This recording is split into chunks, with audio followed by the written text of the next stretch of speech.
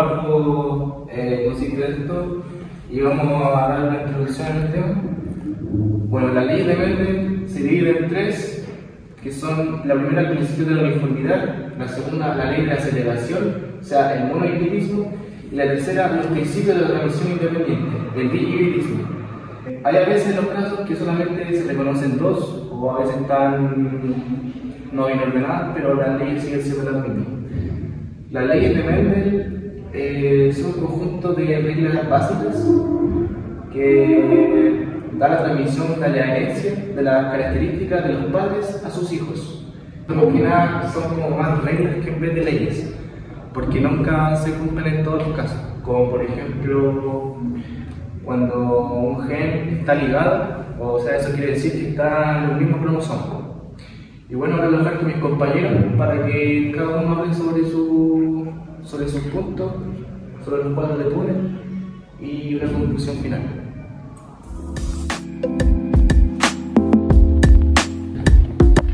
Buenos días, profesora. Yo voy a hablar sobre las leyes de Mendel. La primera ley de Mendel trata de que la cruza de la descendencia tratará de el 100% de la generación tratará sobre el carácter del fenotipo del heterocigoto dominante, que será el del 100%, y la del genotipo, que será del 100% del carácter dominante del homocigoto. Esta generación ya tratará de dar su descendencia del 100% en cada una de las dos. Esta cruza deriva de las líneas puras, que ya después de la F1 viene la generación que más conocida como generación parental. De aquí, de la línea de la descendencia del F1, aquí trata de la cruza de un homocigoto, de un homocigoto dominante y un homocigoto recesivo, que este homocigoto, el dominante es expresado como A mayúscula y el recesivo es representado como una A minúscula. Ya pues vamos a empezar sobre la primera ley de Mendel con el ejemplo de guisantes verde y en amarillo, uno con un homocigoto dominante y otro recesivo. Aquí vamos a expresar el color del guisante dominante, del homocigoto dominante, el color del guisante verde, que será la letra A, y el homocigoto del guisante amarillo será la letra A minúscula.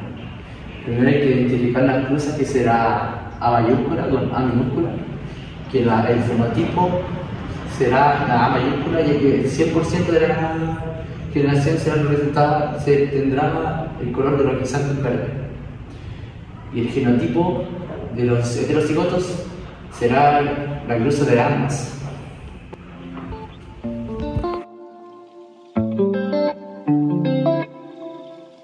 La segunda ley de Mendel es la ley de segregación, que postula que la primera generación filial se reprodujo entre sí, por lo cual en la segunda generación filial se recupera el gen recesivo de la primera generación parietal, que sería doble A minúscula.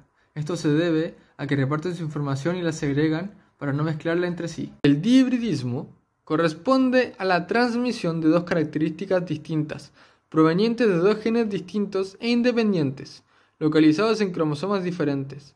No se tiene en cuenta la variación de una única característica, sino la variación que puede ocurrir en dos características diferentes, siendo que si ocurre esta alteración puede verse una segregación independiente de los alelos, o una segregación dependiente. La diferencia entre el tipo de segregación que puede ser encontrada se debe a la localización de los alelos, pues cuanto más próximos se encuentren, más dependientes se vuelven a su transmisión. Este concepto corresponde al estudio del comportamiento de la transmisión simultánea de dos características. Este análisis es más complejo que el análisis de monohibridismo, sin embargo, es más próximo a la realidad, pues no todas las características son transmitidas de forma individual. Transmisión de dos o más caracteres en cada par de alelos que controla un carácter. Se transmite de forma independiente de cualquier otro par de alelos que controlan otro carácter. Los dos caracteres también tenía validez de su primera ley, ya que todos los descendientes eran iguales entre sí. E iguales es uno de sus progenitores. Después cruzó dos individuos dihíbridos de la F1 o autodefecundó y obtuvo una segunda generación filial, que es la F2, compuesta por 556 semillas. Y bueno, con estos resultados observó que algo pasaba cuando estudiaba un solo carácter, y es que aparecían individuos distintos a los progenitores, como las plantas de guisantes de semillas verdes y rugosas, y las amarillas lisas. Y Mendel llegó a la conclusión de que, igual que los factores hereditarios, son independientes. Los caracteres también lo son, por lo que se pueden combinar de todas las formas posibles. Y aparecieron combinaciones que antes no existían. Acá ya está la dominancia completa. Y mientras nosotros tengamos un gen dominante, el gen recesivo ya no se va a ver. En este caso, como está representado con 2 A minúsculas, acá se puede ver el genotipo recesivo. Pero nosotros acá, teniendo un genotipo dominante, ya no se puede ver el genotipo recesivo. Y acá podemos ver entonces una ya dominancia completa. Bueno, nosotros para realizar un cuadro de Punnett debemos hacer una tablita, esta tablita. Nosotros debemos anotar acá el masculino y el femenino. Pero acá nosotros estamos hablando de flores. Entonces en este caso, masculino serían las flores. Y esto sería el genotipo dominante. El dominante siempre va a ir primero en la tabla. Siempre. Los alelos dominantes se ponen acá. Y los alelos recesivos lo ponemos a este lado.